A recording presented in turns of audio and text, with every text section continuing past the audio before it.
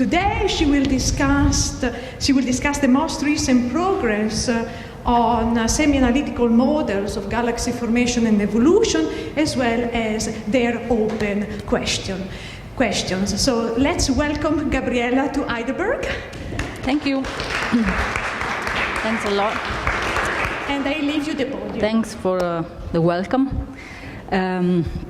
So as Anna said, in the next 45 minutes or so, I'd like to discuss with you of the recent progresses and the open questions in the framework of galaxy formation and evolution, and in particular I'd like to discuss of the view that we have gained using our own theoretical models for galaxy formation, which is named GAEA. So let me start with a premise, which I'm sure is superfluous in this audience, but is always good and useful to set the stage. We live, it's some time now that we live in an era of precision cosmology. Although the dark matter particle has yet to be detected in the laboratory and the nature of dark energy remains unknown, a number of different observational experiments have converged to establish the lambda CDM scenario as the standard framework for structure formation. And the uncertainties on the cosmological parameters are very, very tiny, which is important if you want to study galaxy formation in a cosmological framework, because this essentially removes a very large portion of the parameter space. When it comes to the main subject of this talk, which is galaxy formation, this is a subject of great complexity, and the very simple reason for this is that it involves a very large number of physical processes that cover different orders of magnitudes in physical scale, more than 20, going from the scale of the universe to the scale of individual stars and individual black holes, and more than 4 orders of magnitude in time scales, going from the age of the universe to the lifetime of the most massive stars. Our understanding of the physical processes at play is far from being complete, and in some cases it is at best rudimentary. And the difficulties grow significantly if one considers that these different processes do not act in isolation, but are entangled in a complex network of actions, back reactions, and self-regulations. And it is exactly this network of which this slide provides certainly a very schematic and incomplete overview that you need to account, that you need to consider if you want to model galaxy formation and evolution in a cosmological framework. So let me try to introduce different methods that we have been using in the last decade to approach this task. And let me start with one particular method, which is the halo occupation distribution technique, which actually bypasses all the physical processes that I was mentioning before, and is based on a purely statistical characterization of the link between dark matter and galaxies. If you want to construct an halo occupation distribution model, is there a pointer? You need to define basically this. This big one. That's dangerous. Yeah, whatever you prefer. Okay. Thank you. So if you want to define a halo occupation distribution model, you need to define this probability of having n galaxies in a halo of a given mass. And then you need to specify what is the spatial distribution of the galaxy, which is usually assumed to be Navarro-Frenkel-White, because this is something that we have learned is true from the observations. In this case, the model this is a classical HOD model, which has only 2 parameters. There is a minimum halo mass in which you can find 1 galaxy, and then you have a slope of the relation between n and m, which is usually assumed to be a power law. These 2 parameters can be constrained by using the clustering properties of galaxies, the spatial distribution and the typical distance between pairs of galaxies, and so you can constrain these halo occupation distribution statistics. This is nice, is an important information to know how many galaxies you have in a given halo, and the method can be extended. I'll discuss this a little bit later. But the difficulty is to move then from this statistical characterization of the link between dark matter and galaxies to a more physical understanding of the galaxy formation process itself. As I said, the method can be extended and can be done, for example, using the conditional luminosity function, which is the probability of having a certain distribution of luminosities given the mass of the halo. If you convolve this quantity by the halo mass function, you get the luminosity function of galaxies, which is the distribution of galaxies of luminosities of galaxies in an average region of the universe. If you integrate over luminosities, you get the mass to light ratio of halos. And both these quantities are something that we can measure observationally. And since the halo mass function is something that depends on cosmology, you can use this approach to constrain cosmological parameter. And this was shown very nicely by Frank van den Bosch, for example, back in 2003. In a very nice work where he was arguing that before this was confirmed by WMAP data, that sigma 8 had to be lower than the 0.9 value that was then accepted.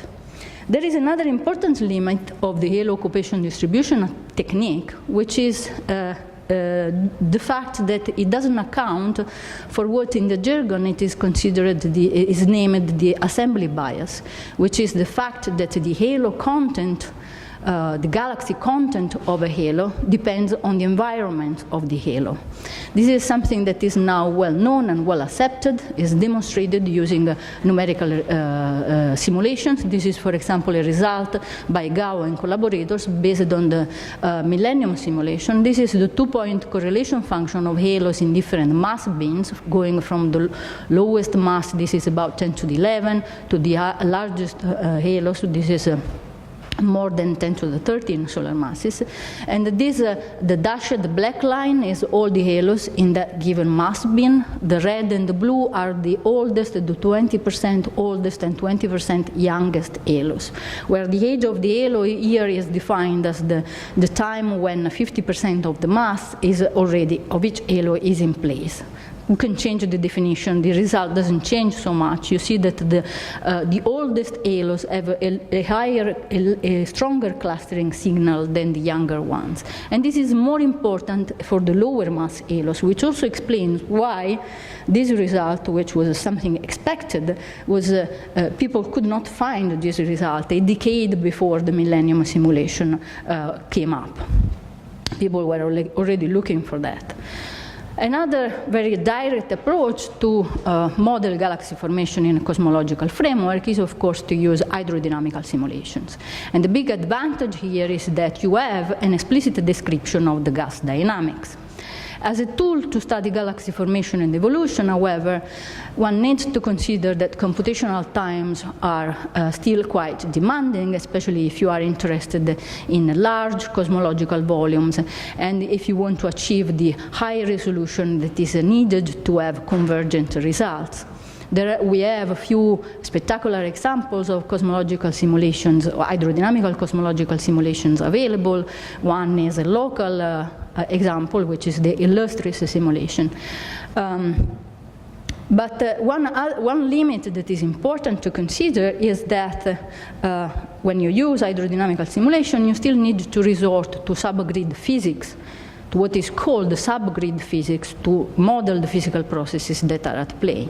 And the name, I believe, is a little bit misleading because it gives the impression that you can solve the problem by increasing the resolution, which is not actually the case, because if you increase the resolution, you're just moving the subgrid treatment to a lower level of resolution, because what typically happens is that you need to account for more processes that you were not considering before, and you still need to do this using some parameterization, which are simply encapsulating our ignorance, our inability to treat these physical processes from first principles.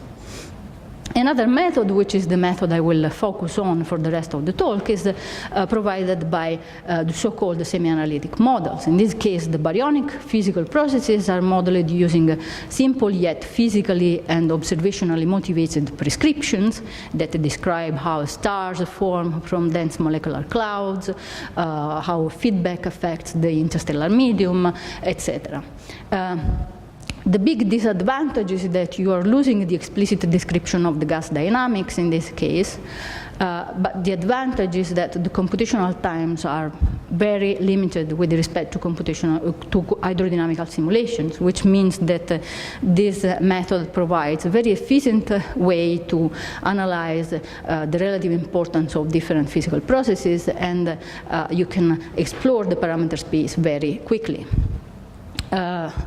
Since we can handle modern semi-analytic models are coupled to high-resolution n-body simulations that are used to specify the location and the evolution of dark matter halos, which are considered to be the birthplaces of luminous galaxies. And since in the case of n-body simulations, nowadays we can handle very large volumes with very high resolution, this allows us to assess a very large dynamic range, both in mass and in spatial resolution. So to if you use the semi-analytic approach, the limitations, you lose the explicit description of the gas dynamics, and you also have a limited information on the internal properties of galaxies, but you have a very flexible and very efficient tool that can be used to construct mock catalogs that contain not only the dynamical and redshift information of galaxies, but also physical properties like star formation rate, stellar masses, luminosity, dust properties, etc. So you can build something that is as close as possible to a real observational survey. And this is an example of what you can do. This is a quite old light cone that mock SDSS light cone that was constructed by Jeremy Blaiseau a few years back. And this is the standard output of a semi-analytic model. This is what we call a galaxy merger tree. This is just a visualization of the assembly information history of a galaxy. This is one special galaxy. This is a brightest cluster galaxy. This is a galaxy that is sitting at the center of a very massive halo, about 10 to the 15 solar masses. The galaxy itself is plotted here on the top, and all these symbols and lines are the progenitors of the galaxies at all previous times. Here we decided to plot as symbols only progenitors more massive than 10 to the 10 solar masses. And there are different symbols. Triangles are galaxies that are outside the main progenitor of the final cluster at each time. This particular branch here that we plotted on the left is one special branch, which we call the main branch, which is the branch that connects the galaxy to its most massive progenitor at each node of the three. Okay? So you can see that even this is a very special galaxy. This is the extreme of the hierarchy you can find in a hierarchical universe. And indeed, you see that you have thousands of progenitors at very high redshift. You see that the progenitors that contribute significantly to the mass of this galaxy are not that many. If you count the lines that are shown as symbols, these are typically for brightest cluster galaxy are 5 to 7. So there is this little bit of misconception that if you're in a hierarchical universe, you have huge amount of mergers, which is something that we don't observe. It's true, but most of these mergers are mergers that you would never be able to observe. So I'm not going to give now an historical overview of semi-analytic models. This would be very long and perhaps not very interesting. What I've decided to do is to focus on the problems that we have faced in the last 10 years and the solutions we have found, or the possible solutions that we have found to these problems, and the questions that remain open. One historical slide I want to show, which is nice. This dates back to a paper by Andrew Benson in 2003. This explains how you get from the halo mass function to the galaxy luminosity function. The halo mass function, probably you know, is like a power law. The galaxy mass function looks something like this. So if galaxies form at the center of dark matter halos, you have to explain what is causing this different shape in the distribution of these properties. Here, these are the observational measurements. Nowadays, more or less similar to the ones that were measured in 2003. This dashed line here is the line that you get if the only limitation to star formation is given by the rapidity with which gas can cool inside the dark matter halos. So you see that indeed this would over-predict the number densities of low-mass galaxies by huge amount, below the knee of the mass function.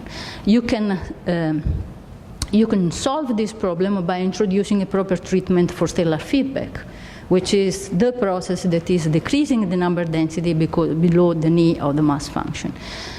You see that this is the solid line here. You see now that the agreement on the low mass end is much better, but this comes at the expenses of over-predicting the number density of the most massive galaxies now.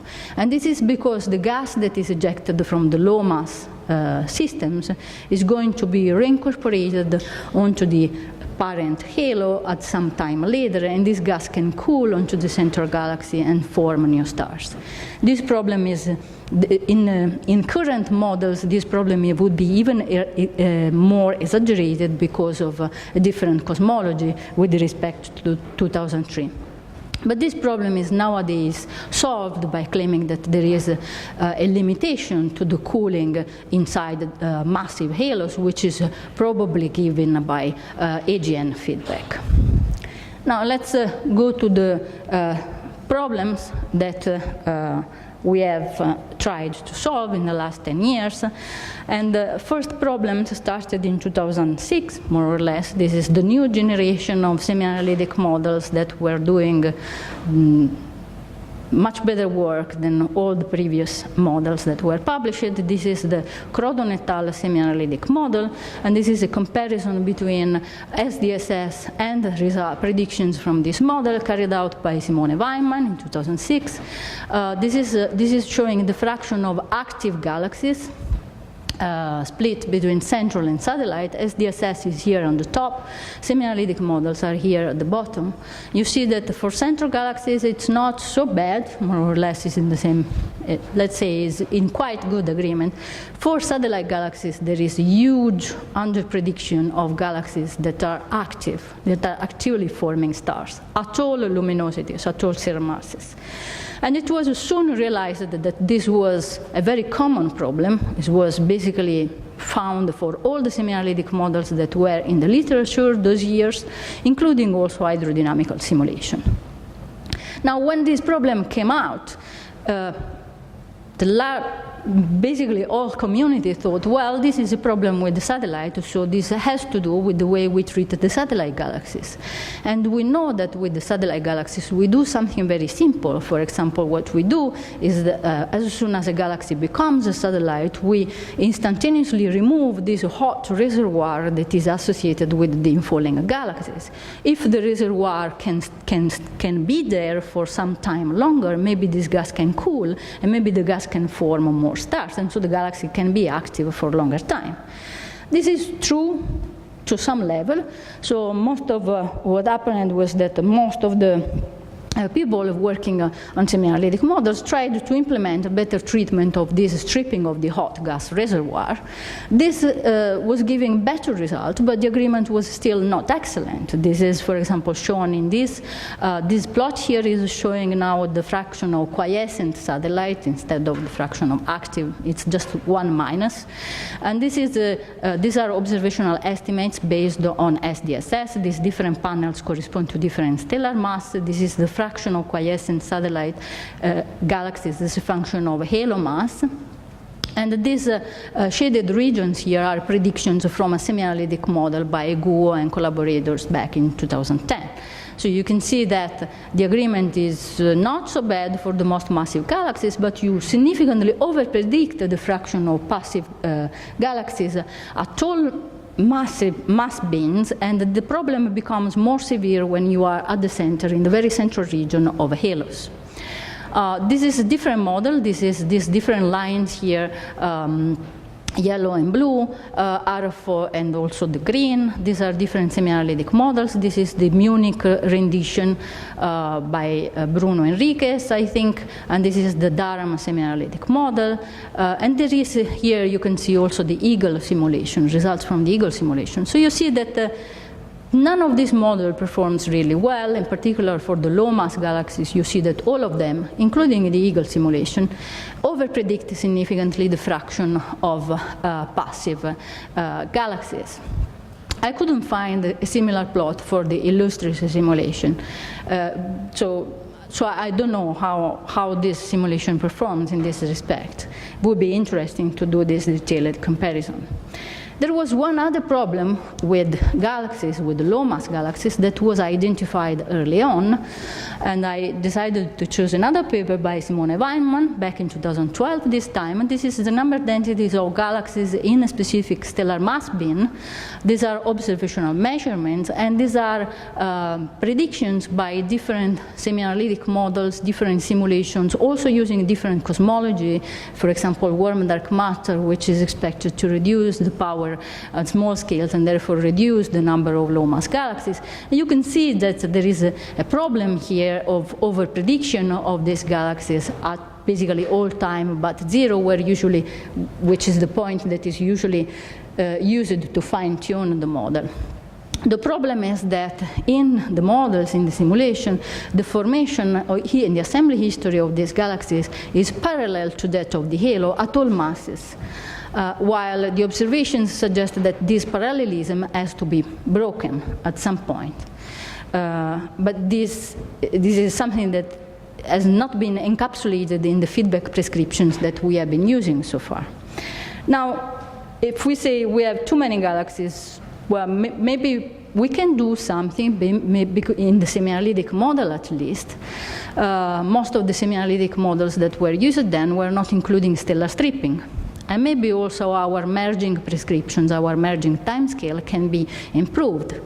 So that's what we tried to do in a series of papers that we worked with Álvaro Villalobos, who was a postdoc in my group some years ago. What we did was to use a controlled numerical experiment of a galaxy that was thrown in a halo of group mass, which is the most typical situation you encounter, using different orbital parameters. So you can see our reference model is here in black. Here you have a very circular orbit. Here you have a very radial orbit. This is how the dark matter, which is associated with the infalling galaxy, is evolving. You see that at the first pericenter, this is significantly stripped by 60% even, depends very much on the orbits, of course. The stellar mass can be stripped. This is the evolution of the bound stellar component to the galaxy. This happens typically after the first or second pericentric passage. Again, there is a dependence on the orbital distribution. This is something that we construct a specific model to implement then in our semi-analytic models. One other thing that we demonstrated, which is something that is often neglected, is that the actual orbital evolution and decay of the orbit, and therefore also the stripping of the stars and of the dark matter, depends a lot at fixed orbital parameters on the distribution of the other galaxies that might be sitting in the group. And this is simply because this is going to affect the dynamical friction timescale. Fortunately, if you average, the evolution is not that different from the reference model, but there is a scatter that is often still neglected.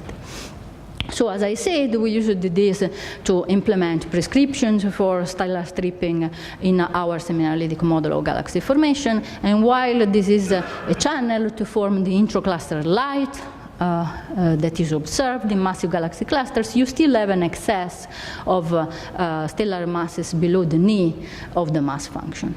And this is really how the development of GAEA started. This started from my believing that the problem was not due to the satellite, but the problem was a more fundamental problem with the self-regulation between star formation and stellar feedback. So we decided to take a different track, and we decided to improve the treatment of stellar feedback and star formation. And we did that by starting with including in the model a proper treatment for non-instantaneous recycling approximation of gas and metals. I'm not going to be technical, but we use a different approach with respect to what is done typically by other group. Typically, the way this non-instantaneous recycling approximation is modeled is to, since you have many galaxies in large volumes, you need to do some binning because you cannot save in memory each individual star formation episode. So what you do is to save binned information on the past star formation history, And the bins in the past become larger because you want to resolve well the episodes which are more recent.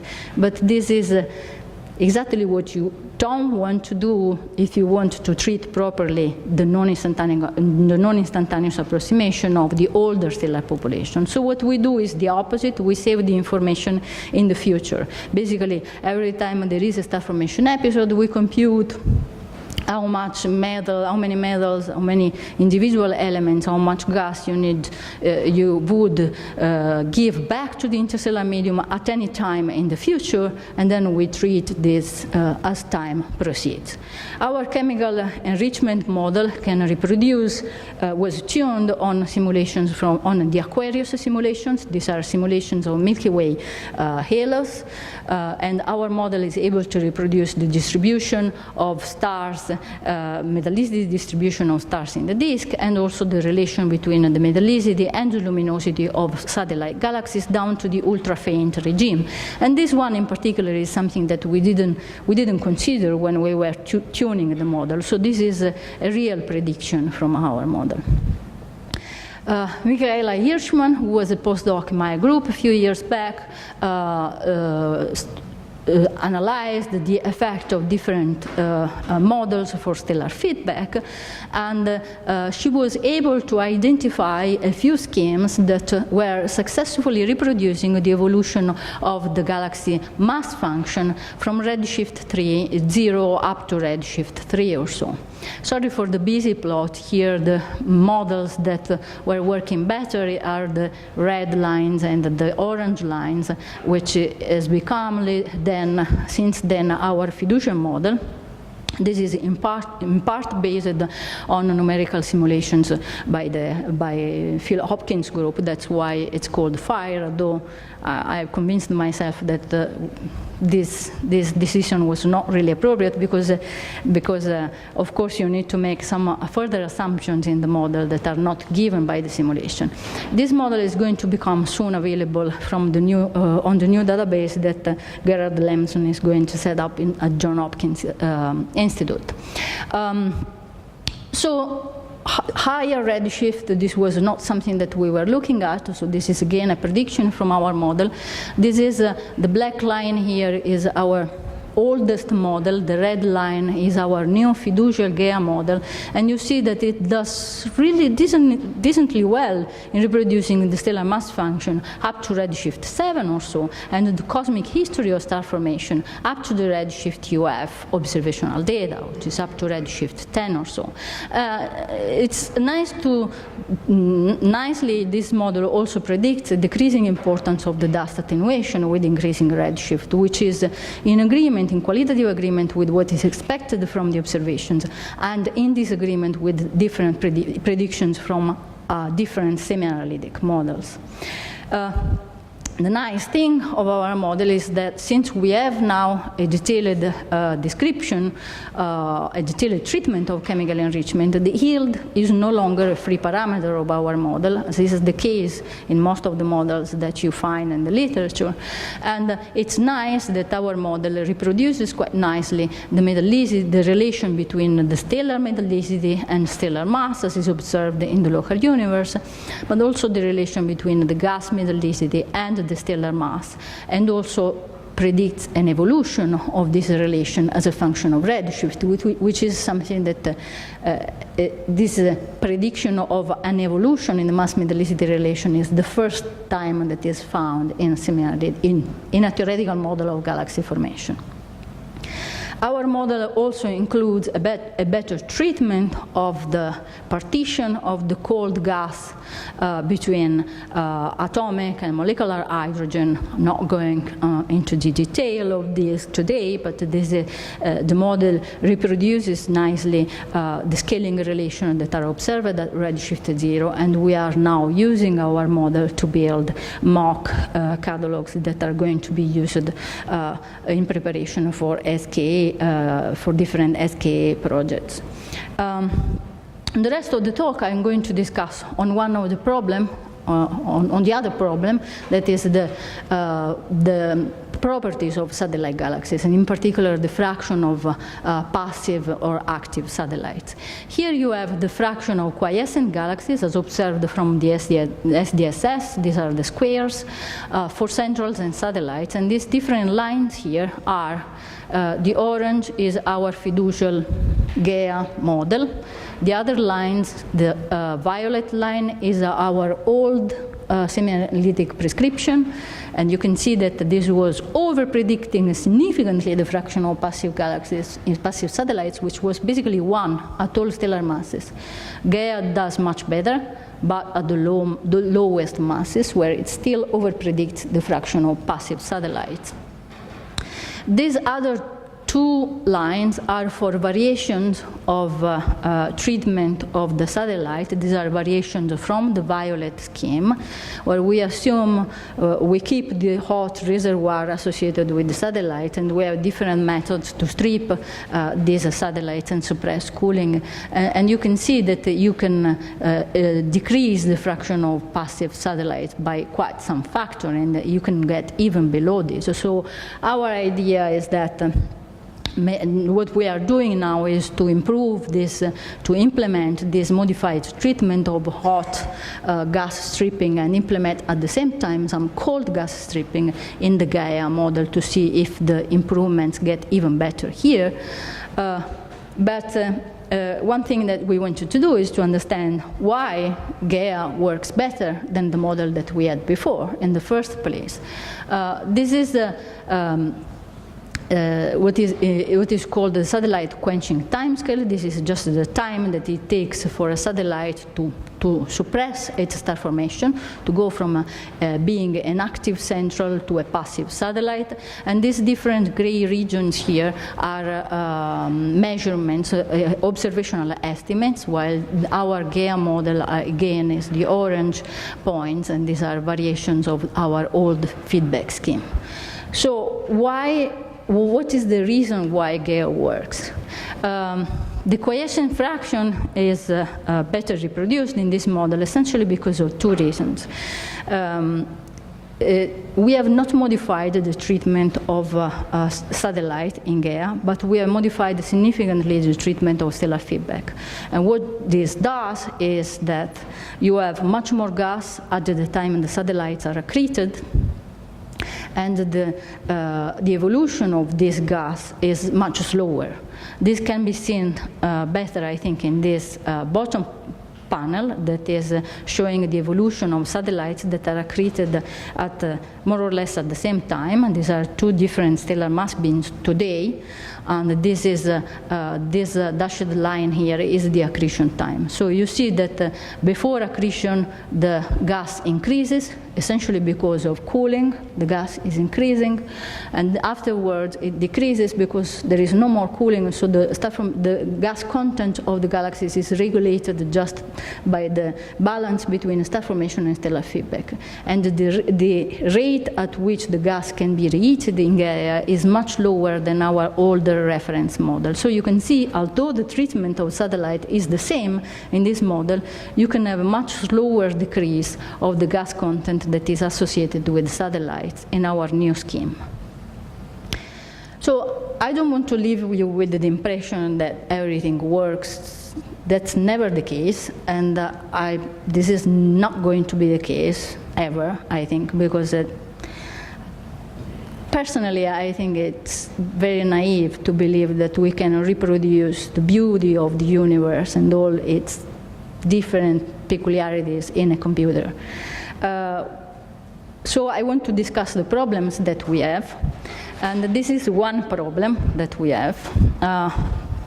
We have a desired chemical enrichment model, so one obvious thing to look at is, okay, can we reproduce the alpha over iron relation for elliptical galaxies? And this is what our standard model does. This is the black line. This is, you see, these are the observational measurements. There is a lot of scattering in the observational measurement, much more than usually observers claim if you compile different estimates. But you see that there is some sort of increase for more massive galaxies. If you take the standard GAEA model, the alpha over iron is decreasing as a function of stellar mass. Okay, so the reason why this is decreasing is that is not explained by AGN feedback. This red line is what you get if you switch off the AGN feedback in the model. You see, you get a flat relation. You can get something better if you decide to kill the star formation very efficiently as soon as the galaxy reaches some stellar mass. In this case, what we did is, okay, we don't form any stars anymore as soon as the galaxy is as massive as 10 to the 10.5 solar masses. So you get something that is much better agreement with the observational data, but then you turn into a problem which is much more serious, is that the relation between the stellar metallicity and the stellar mass has manifest this sharp decrease at the massive end, which is not something that you observe. And the very simple reason for that is that what you're doing in this way, you're forcing the most massive galaxies to be assembled by a lot of small pieces at late time. And since the small pieces reside on the mass metallicity relation, and you cannot increase the metallicity by summing up pieces of stars only, you get something, your very massive galaxies have low metallicities. And we argued in our work that this is, again, a problem that is quite common to different models that are available. This is a problem that is present also to some level in the hydrodynamical simulations, in the most recent hydrodynamical simulations that have been published so far. And it's something perhaps that we can improve by working on the quasar and AGN feedback, and we hope to do so in the future. The one solution we have found for this problem, and this is a solution that I'm not sure I like, is modifying the initial mass function. If you modify the initial mass function, you see that you get in a way, for example, that has been suggested by Krupa and collaborators, you get a relation that is in much better agreement with the observational data. And this is not going to screw up all the other results that I was discussing before. So the agreement with the mass metallicity relation, the agreement with the galaxy stellar mass function is still okay. There is another problem for which we have not found a solution, any solution that I like or I don't like, and this is that our distribution of specific star formation rate or colors of galaxies is not quite right. In particular, when you look at the intermediate masses, you see the observational measurements have this nice bimodality. Our model predictions, you should focus here on this histogram, on this orange histogram. The bimodality is not that pronounced, and when you move to the most massive galaxies, you see that our galaxies tend to be more active than what is actually observed. This is something that we have not been able to fix in any way. This is not a simple tweak of the AGN feedback that we have in the model, so maybe this is something more complicated, which we are investigating. So let me leave you with some final messages to take home. I would argue that semi-analytic models are one of the most, or maybe the most efficient method to build predictions of physical properties of galaxies in cosmological volumes. This can be used to test algorithms that can be applied to modern surveys, for example, or to interpret data that are coming from this survey. We have found very recently, only very recently, we have found solutions to problems that were for the first time identified about 10 years ago. These solutions, surprisingly, this is quite surprising some level. These have nothing to do with the treatment of satellite galaxies, or at least very minimal to do with this treatment, but imply significant changes in the treatment of stellar feedback that make specific predictions that we need to test to understand if these modifications are realistic. And unfortunately, this is difficult, because what you need to do to test well these predictions is to study what is inside the galaxies, but also what is outside the galaxy, so the intergalactic medium, for which semi-analytic models are more difficult to use. GAEA is a model that performs really well, has a lot of nice features with respect to previous models. This is a model, we are in the same spirit with which we did this in the past. We're going to make model predictions publicly available. We're working with Gerard on the database, but if you are interested, please just contact us. We are happy to share information. As I said, we do have some problems for which we have not identified a clear and satisfying solutions, and we are now working on these problems, but we are also working to try to extend the ability of the model to predict resolved properties of galaxies that can be used in the framework of new modern surveys that are just behind the corner. And I'll stop here. Thank you.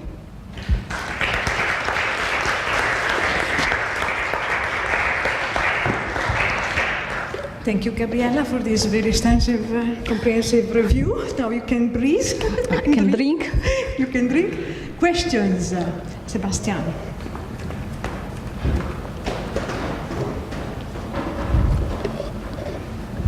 Hi, that was pretty interesting. I'm very interested in the problem of the feedback for the low mass galaxies. So I was wondering if, when you fix all these problems in the model with the increased feedback, I guess the fire feedback that you call, is there any prediction that the model can make that can actually be tested against observations? Because you don't have the resolved galaxies, so you would have to look at something else, some more global properties, but I don't know if it doesn't seem like it's so easy. So first of all, let me clarify one thing, because that's the reason why I don't like anymore the fact that we call the fire feedback. What they provide from the fire simulation is the scaling of the outflow. Mm-hmm. When you need to construct a feedback model, you don't just need to describe the outflow. You need to describe the reheating, the outflow, and the reincorporation. So these are three different elements, and we are using only one from the simulation. Okay, so the other are physically motivated prescriptions. So it's not just a stronger feedback. It's a stronger ejection at higher redshift with a very specific modulation at lower redshift. As I said, in the end, it does prediction, but unfortunately predictions are difficult to test, because the best way to test it would be to go and have detailed measurements of for example, the metals in the circumgalactic medium, which is something there are different observations nowadays, is cause halos and different surveys. Large uncertainties in the determination of the total amount of what you observe in the different phases, but this is certainly the way to go if you want to test these different schemes.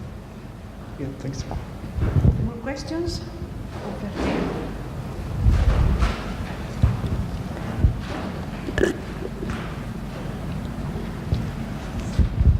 So a while ago, we compared some simulations with and without hydrodynamics in galaxies, like cosmological galaxy formation, and we found that there was, so the decay time of satellite orbits was a lot faster when you included baryons. So is this kind of thing included in semi-analytic models, or do you use mainly dark matter prescriptions as a backbone for sort of what the galaxy is doing? So I'm not sure I understood the question, so keep the microphone. So you're talking of this decay, right? Yes, so the orbital decay around. No, so you're talking of the orbital decay. Yeah, so you're more like the previous model you did of the orbits. Sorry, so this is this one. Yeah, that one. Okay, so these were just controlled experiment where we had only components made of dark matter and stars. Okay, but you include... Okay, so what you're saying is when you include the baryons, this becomes faster. Yeah, so I mean, if you include the stars, that's part of it, right? Because you have a potential inside of the host, but there's also the gas effects. Yeah. Which is kind of So this, we didn't test this explicitly, but this is what happens, and then the way you implement this in hydrodynamical simulation, in the semi-analytic model, is to account for this. So in the particular semi-analytic model that we have, this is coupled to very high n-body simulations, so you can trace the substructure as long as there is a substructure. When the substructure disappears, we have some modifications of the Chandrasekhar friction formula that has been tuned to reproduce the results of controlled numerical experiments. But it is true that it can make some difference, especially for the most massive galaxies where the merging times are a bit stochastic. More questions while I'm descending the stairs? Questions? Sebastian, coming. So in the beginning you mentioned alternative dark matter models. So I was wondering if semi-analytics can provide a way to constrain cosmology, if you can marginalize over the baryonic physics uncertainties somehow. One of my favorite collaborators, Fabio Fontanotte, has done this work. Actually has done this work while he was here in Heidelberg some years ago. So he has implemented different models, different cosmological models, and used the semi-analytic models. Unfortunately, it turns out to be very difficult because it's just, is washed out by the uncertainties of the different treatments that you have in the baryonic components. So the different predictions, the scatter in the predictions you get is even smaller than what you get if you modify the physical prescriptions of the model. So I have not seen I was not involved in this work, so I might have missed something, but I have not seen in the literature any strong claim in this direction. So in terms of the particle nature of dark matter, I would be very interested in seeing the extension of the model to lower mass galaxies, because that's where So this work was not done for very low mass galaxies. This was, I think, was focusing on simulations where the resolution is still larger than 10 to the 9 solar masses, I think. More questions? No? I take the advantage. In Fontanotte 2017, when you treated the IMF, how did you treat the IMF? Did you choose an analytical expression? Did you a slope in particular? Or? So the parameterizations we were using were the ones suggested by Pavel Krupa, which is semi-analytic, I think, prescription. We parameterized the dependence on the IMF on the star formation rate. That was just easier in terms of implementation, because otherwise you would make the code too slow. So we used different binning and star formation rate, parameterized the dependence of the initial mass function, but then the implementation in the model is done self-consistently. So we consider the correct yield for each initial mass function, and also the correct photometric properties for each stellar mass function.